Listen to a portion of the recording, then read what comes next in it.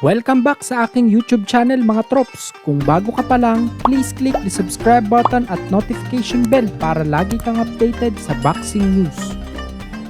3-Division World Champion Sugar Shane Mosley.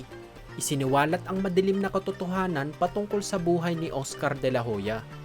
Ang balitang ito mga trops ay nanggaling sa interview ni Shane Mosley sa The Art of Dialogue YouTube channel. Ayon kay Mosley ay maganda naman daw ang relasyon nila ni Oscar at ng pamilya nito sa kanya. Kahit nagkaroon daw sila ng alitan noon sa kaso na isinampa niya dahil tinanggalan daw siya di umano ni Oscar ng percentage sa Golden Boy Promotions dahil sa paglaban ni Mosley noon kay Manny Pacquiao ay ngayon nga daw ay nakakapag-usap pa naman sila. Para kay Mosley ay mabait naman daw si Oscar ngunit sadyang ugali lang talaga nitong gawin ang mga bagay na gusto nitong gawin. Wala rin daw mga tao sa paligid niya ang kayang magsabi sa kanya kung anong tama at mali. Matatandaan ni Mosley na minsan daw ay sa kanilang meeting ay sinabihan niya ang isang katim ni Oscar na pigilan ito sa mga pinagagagawa niya ngunit hindi daw nila ito magawa. Sa mga hindi po nakakaalam mga trops, ang buhay kasi ni Oscar sa labas ng ring ay napapalibutan ng mga bisyo sa babae, alak at pinagbabawal na droga dahilan para masangkot ito sa mga kontrobersya sa boxing world.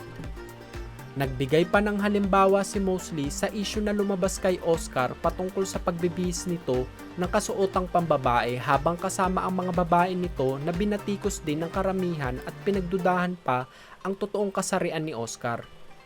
Pagtatanggol ni Mosley ay hindi naman daw bakla si Oscar at giniit niya na tunay na lalaki ito. Nakasama daw niya mula pa noong pagkabata si Oscar at ni minsan ay hindi niya nakitaan ito ng kahit anong kabaklaan. Gustong gusto daw ni Oscar ang pangbababae, sadya lang daw talagang may mga kabaliwan itong nagagawa sa tuwing sabog sa bisyo. Pagdidiin ni Mosley ay hindi bakla ang isang Oscar De La Hoya. Kung nagustuhan nyo ang balita na iyon mga trops, bigyan nyo naman ako ng isang suntok sa like button dyan. Sa kabilang dako naman po tayo. Breaking news mga trops, former Unified Welterweight Champion Errol Spence Jr. inactivate na ang rematch clause sa pagkatalo niya sa bagong undisputed welterweight champion Terence Bud Crawford. Maraming mga boxing expert ang nagsasabing hindi mababago ng rematch ang resulta ng laban nila Spence at Crawford. May mga nagsabi rin na kinakailangan ng umakyat ng timbang ni Spence at kalimutan na lang si Crawford, habang ang iilan ay naniniwala pa rin na mananalo si Spence. Ayon sa head trainer at coach ni Crawford na si Bo Mack ay tinext lang siya kahapon ni Spence para sa rematch at ito ay kumpirmado na nga. Wala pang eksaktong petsa kung kailan isasagawa ang laban ngunit umaasa silang maikasa ito bago matapos ang taon. Yun lamang po at maraming salamat.